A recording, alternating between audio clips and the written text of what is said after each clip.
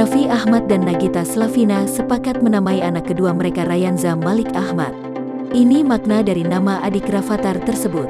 Lama dinanti, Raffi Ahmad dan Nagita Slavina akhirnya mempublikasi wajah buah hati kedua mereka.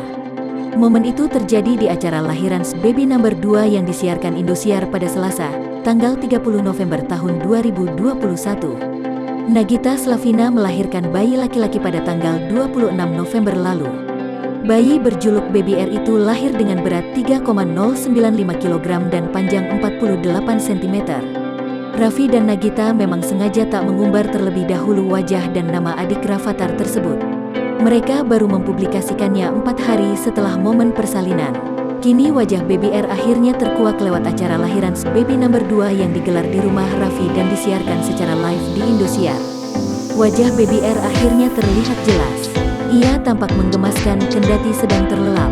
Baby R pun anteng digendong Nagita.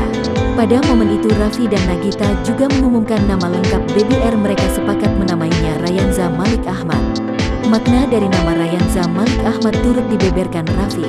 Seperti cahaya ketampanan yang kelak menjadi raja, Ahmad nama keluarga, ungkap Raffi. Rayyan artinya salah satu pintu surga. Selain nama keluarga, Ahmad artinya terpuji, imbuh Nagita. Raffi pun menginformasikan bahwa akikah baby Rayanza akan digelar minggu depan, tepatnya tanggal 6 Desember tahun 2021.